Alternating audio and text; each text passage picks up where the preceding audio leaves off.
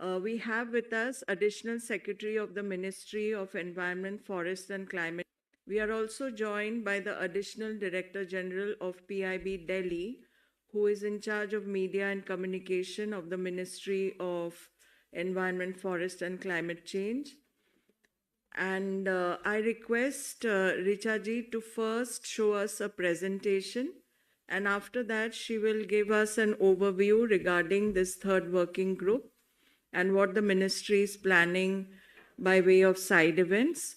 And then we'll throw the floor open for questions. I request all of us to please keep our mobiles on silent.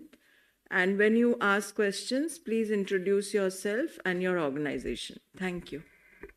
Introduce yourself and your organization. Thank you. Thank you. I'm joined by my colleague, Mr. Nilesh Shah. He's Joint Secretary in the Ministry. And so this is the third meeting of the Environment, Climate, Sustainability Working Group. It's a very important meeting because it is coming just before the ministerial, which will conclude our work. Yes. Right. So I just wanted to say that this is the third meeting of the ECSWG. It's a very important one because now we are building up towards the finale. This is just a snapshot in which you can see that the participation from the G20 countries and guest countries has been increasing. In the first ECSWG, of course, we had attendance of 124, attendance of 130. So far, the registrations we have for this meeting is 139. So you see that the participation from the G20 countries has been quite significant in all the meetings of the working group. So we have, we can see how many from the member countries, guest countries, and many, many international organizations. 14 international organizations are invited to attend the meetings of the Environment, Climate, Sustainability Working Group, and you have them listed here. It includes multilateral development banks, secretariats of the Rio Conventions, the energy-related agencies like IRENA. So there's a whole span of organizations that are working in the field of environment, climate, and nature. 10 guest countries have been invited. I think this is one of the highest number of guest countries being invited by any presidency. So 10 is a large number. So 10 guest countries, 20 G20 countries. Already there's a participation of 30 countries and 14 international organizations. So this is just giving a timeline that we had we assumed the presidency in December, then we met first in Bangalore, then we met second in Gandhinagar. Now we are having the third meeting in Mumbai, and our next meeting will be in Chennai in the month of July. That is when all the ministers of environment and climate from all the G20 countries will come. And then there is the summit meeting, which will happen in Delhi in September. That would conclude the work of India's G20 presidency. So this is just to show some of the highlights and snapshots of our second meeting that was held in Gandhinagar. And the purpose, as you all know, of the G20 itself is to bring together the world's biggest economies to address the pressing global challenges that require collective action. Climate and environment challenges in particular are those that require collective efforts. Each country individually cannot solve a problem like the climate crisis. And therefore, the Environment and Climate Sustainability Working Group is a very important working group that tries to build the resolve and ambition of all the G20 countries in addressing the pressing global challenges, whether it is biodiversity loss, whether it is combating climate change, whether it is arresting and halting land degradation, improving resource efficiency. So these are all the kind of challenges which this working group is addressing. So this is, as you know, that we always try to give an experience to the delegates. Besides the thematic discussions in a conference mode, we also organize thematic site visit and an excursion. So in Gujarat, the focus was on water. There was a big exhibition on integrated management of water resources. And as part of this excursion and site visit, we took them to the Adalaj Vav step well, which reflects the ancient water conservation practices in India. So our site visits are planned in such a manner that they always are related to our theme, but also give an experience to our delegates about the culture and other important. So I think the first one is Adalaj Stepwell, and I think Mahatma Mandir also. So that is where the delegates had gone. In the third ECS on a sustainable and presidency priorities, and the attempt is to draw global attention to the need to combat ocean pollution and marine litter, and also the role of citizen participation. You are aware that sustainable lifestyles is a key theme of India's presidency.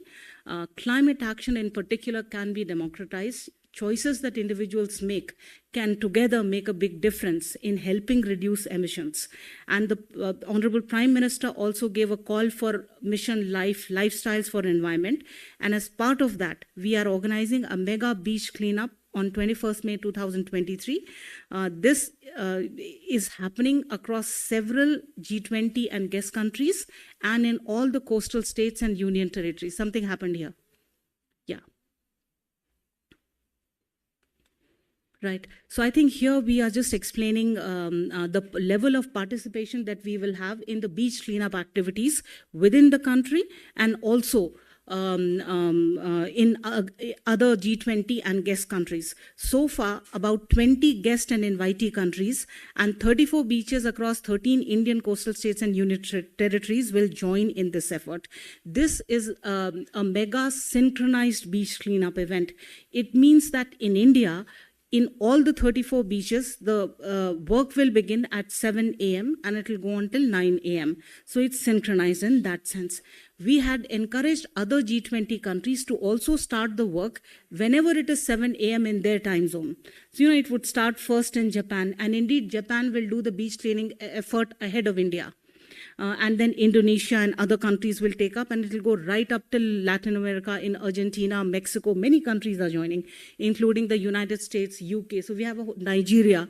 So a whole range of developed and developing countries, island nations that are joining in this mega beach cleaning effort. I think that is the signature event of the third Environment and Climate Sustainability Working Group. In India itself, we expect participation of around 10,000 people in various kinds of events that we will be organizing. In Mumbai itself, we are doing the event in Juhu Beach, and we are expecting a participation of various kinds of stakeholders here. G20 delegates are also invited to join in the beach cleaning effort in Juhu. And there are many things which are planned. One is sand art. I think Padmavadi Sri Sudarshan Patnaik is making a sand art on the G20 theme in Juhu. We'll also have the logo of Prakriti, which is the mascot of this ministry, and the Ministry of Nature is protected, and Prakriti is the mascot. So all of that will be showcased through a sand art by Sudarshan Patnaik, and I'm sure you all would have heard his name, very well known. We also conducted a nationwide competition.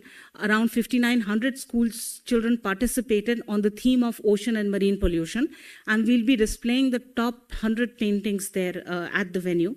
Recycling of collected plastic waste will also happen using the recycling machines, and materials made from recycled plastic would be on display. In India, as you know, that there is a ban on single-use plastic of less than 150 microns thickness. Plastic is the one which has the worst kind of impact on aquatic and marine life, and therefore we particularly wanted to draw the attention to the problem of plastic and ocean pollution in general. So different countries and different states and union territories are organizing different kind of things as per their requirement and as per their interest. So some of the things are just illustrated here. There are photography competition, painting competitions, selfie points, signature campaign. There's a beach pledge, that a pledge to protect the environment and keep beaches clean, and a pledge to support Mission Life. So that's the kind of pledge that will be administered across the states and UTs and otherwise. So this is just a snapshot of the kind of things that will happen together. An Ocean 20 dialogue is being organized thereafter. It starts at 11 o'clock, and this will bring together all the national and international institutions that are engaged in the work of ocean and blue economy. Some of them you can see here: World Economic Forum, UNDP, the Norwegian Environmental Agency, National Institute of Ocean Technology. That means our national institutions working in the field of ocean research. INCOIS is also an Indian organization. IUCN is, of course, the International Union for Conservation of Nature, National Center for Sustainable Coastal Management, UNEP, ADB, UNDP, FICCI, there's industry participation also. So it will bring together a range of stakeholders to discuss issues related to ocean sustainability. So science, technology, and innovation for a blue economy would be discussed, policy, governance, and participation, and then funding for ocean action. So this is the kind of, we will be meeting in a conference mode for this particular discussion in this venue itself. As you know, that in every G20 working group, all the ministers adopt a declaration. That declaration expresses the ambition and resolve of the G20 ministers in how they plan to respond to the environmental, climate, and nature-related crises that are building up. So that communique is a draft communique. It has language related to climate change, biodiversity, land degradation, resource efficiency, circular economy, as well as blue economy. But exactly what has to be, what aspect has to be given more emphasis, what is something that needs to be given prominence now, all those kind of negotiations happen. So that's some of the work that we will begin in the third meeting of the working group. So the ministerial communique, as I just mentioned, that it would have these three are the key themes. And within that, there are certain outcome documents towards which we are working. In the ocean-related sector, for example, we are developing a G20 high-level principles for a sustainable and climate-resilient economy. These principles are obviously non-binding, but they guide when they tackle ocean-related issues. There are other outcomes like Gandhinagar implementation roadmap for strengthening the G20 land initiative, an information platform, then other outcome documents on circular economy in steel, circular bioeconomy, etc. So that was a short presentation about the work that we intend to do in the third meeting of the working group. I would repeat that the line of the third working group is the clean to support the call by Honorable Prime Minister, and it's an activity which will see a great deal of involvement of all 13 coastal states and union territories, and as I mentioned, 20 guest countries and 20 G20 and guest countries together combined. Thank you.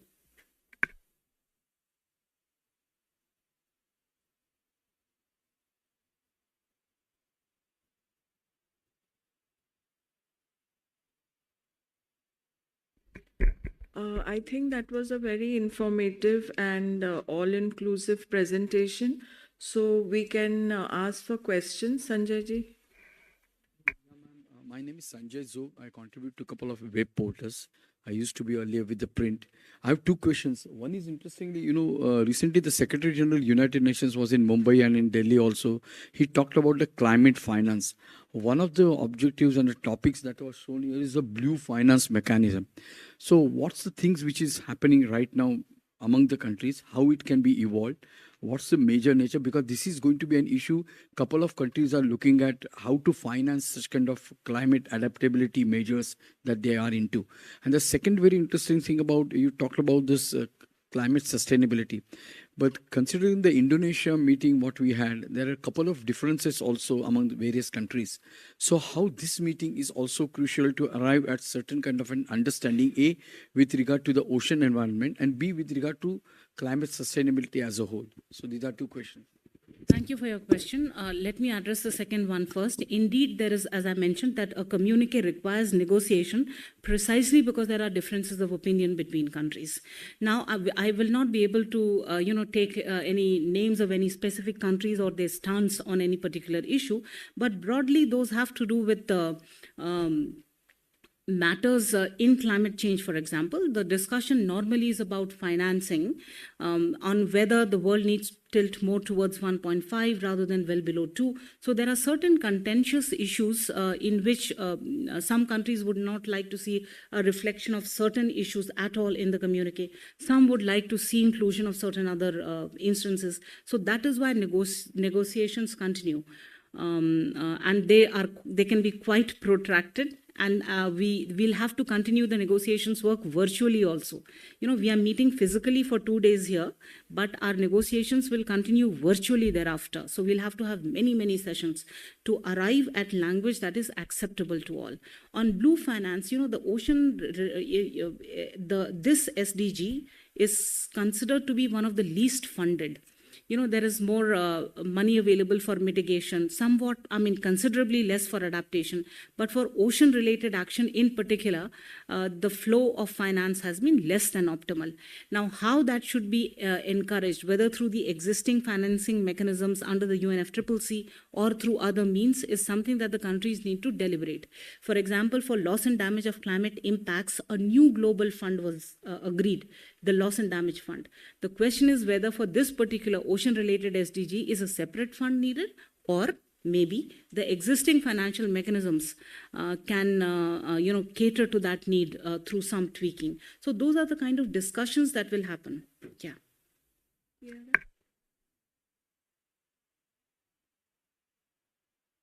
Television and Swiss radio. I don't know where to start because the topic is so huge. I mean, you're doing something so important that goes from forest to ocean to air. I mean, where to start? So I will just take one thing that you said. You're doing this cleaning in the beach tomorrow. First of all, can we come? Can the press come? I think it's a closed, it has participation of various stakeholders, and I'm not sure about the media participation. I'll have to get back to you on this. Because the nice, police a good photo opportunity. Right. Yes. We will share all of that. In fact, we will be sharing all everything that has happened across all the G20 well, we have countries. to come if we want to cover. We will release all but that. Anyway, okay, you're doing that, but it looks a bit like many other initiatives, cosmetic. Because if you take the beach in Juhu, the beaches in Mumbai, I've lived here since 4 years, they've been cleaned a number of times. After 3 days, they're dirty again. It's like my Ayurvedic doctor. He said to me, Chiara, I can't do it if you don't change diet first. First, I have to my diet, detox. So here, we have to stop polluting. And Mumbai is a city which doesn't have a sewage system. If you look at the rivers, they are sewage, everybody knows. So why don't they first make some proper sewage plants and stop pouring everything in the sea? So again, go back to the root and do something that is every city in a modern world has a proper sewage. Not here. That's what I'm asking. I agree that action on multiple fronts is needed to combat pollution overall. It requires creation of physical infrastructure, as you have mentioned. And I would just say that since we are an environment working group and the world is negotiating an international treaty to put an end to plastics, which will be in place by 2024. That is why we thought, and also the government has implemented a ban on single-use plastic of a certain exactly. thickness. And that's true. So the it's very question important. is, so it's simply to draw attention to the problem, the need for greater awareness. So I agree that action has to be taken on multiple fronts simultaneously to tackle the problem. Yeah, awareness is really important. On the plastic, I live here also, and before the pandemic, we were really doing well. You were going to your food shop and they were not giving you any plastic. You were coming home with oranges in your pockets, literally. And then after comes the pandemic, the lobby of plastics worked so hard to say that you needed plastic, otherwise you get COVID. So we got single use in every restaurant you went to. And even now, there's so much plastic in Mumbai, everyone gives you plastic and everyone throws it. There is no ban. In Delhi, I saw a ban, but here, there isn't. I think awareness generation is a key, and that's what we will be working towards.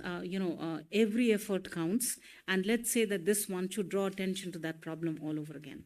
Okay, thank you.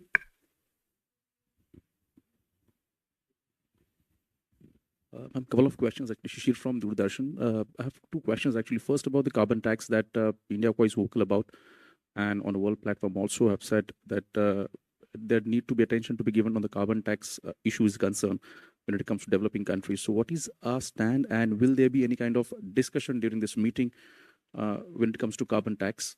The first. And second thing is about the carbon emission that we're talking about, where the other countries are talking about, the developing countries have seen a maximum carbon emission.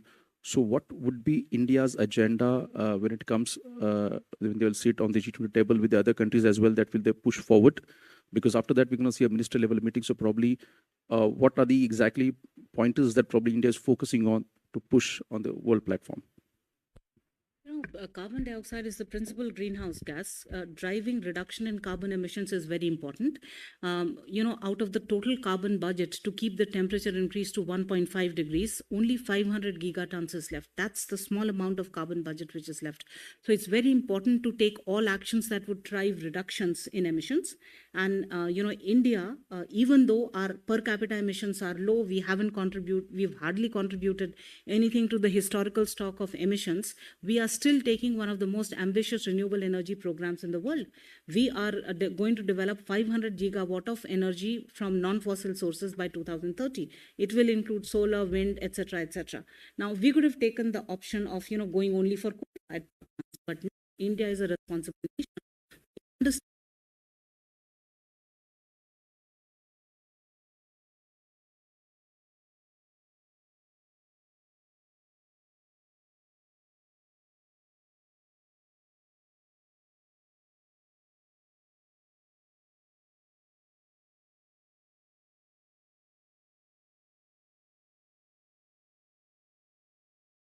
Is a responsibility of the developed countries towards the developing countries to provide climate finance, etc., so on and so forth. So, our minister has always said that we are not waiting for the world to come and give us any kind of support to take climate action. We are taking extensive climate action on our own. But the point is that acceleration of climate action can really happen if the promised support were to come through from the international mechanisms, which has not been happening.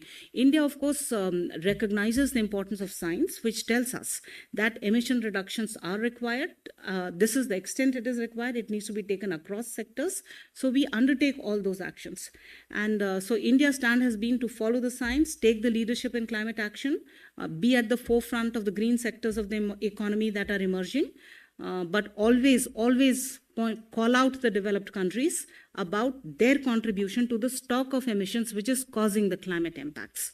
That is all there is to it. And your question about climate finance, carbon tax. The question of taxation, etc., including on carbon, is something that will be discussed in other working groups, like the Sustainable Finance Working Group or the Energy Transition Working Group. So carbon tax is not something which we are discussing in this working group. Yeah.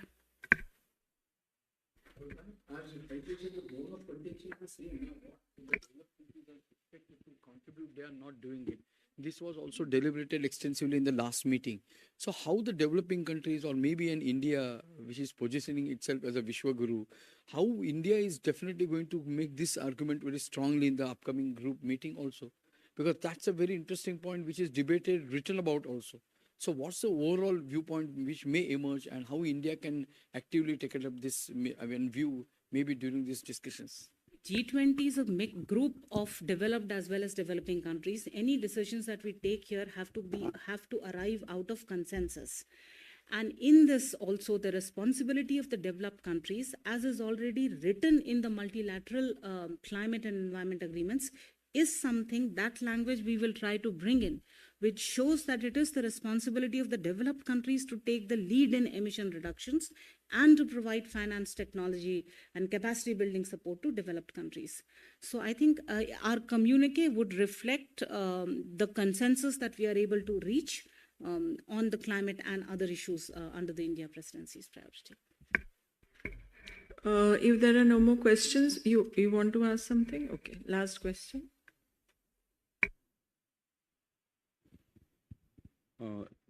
Pertaining to environment and climate, but Atik Sheikh from the Free Press Journal. My question is pertaining to the environment and climate, but slightly different. Given that we have shipyards over here in India, and if you see overall in the developing countries, the refuse from the developed countries, such as metal, ships, and other things that impact the environment and in the developing countries. So are these also being discussed, or how do you plan to take it ahead? Of course, these are issues that are being discussed within the country, but not as a part of discussions in the G20. You see, the sheer range of subjects that can be taken up for discussion are so huge. It is not possible to take up several of them in the G20 meeting. So this particular issue of the hazardous substances management is not included at this time in the discussions, but this is not to say that the issue is not being addressed domestically and internationally. The management of hazardous substances is a very important thing, and it is being addressed, but not within this G20 specifically. We are talking about resource efficiency, we're talking about circular economy in the sector, for example, in the cement also, is it? Yeah. Yeah, but not about the ship and those hazardous metals, etc., that are happening. So we are looking at it differently, that we should extract the precious embedded resources in the end of life products, and we should recycle it back into producing, the same or new products, which means that the lifetime of resources being used in the economy is much, much larger, and the pressure on primary resource extraction comes down. That's the kind of discussion which is happening in our working group. Thank you, Richa ji. So we'll meet again on Monday, 3 o'clock for Secretary Ma'am's press conference. Thank you, everyone. Thank you, friends, and please join us for tea. Thank you.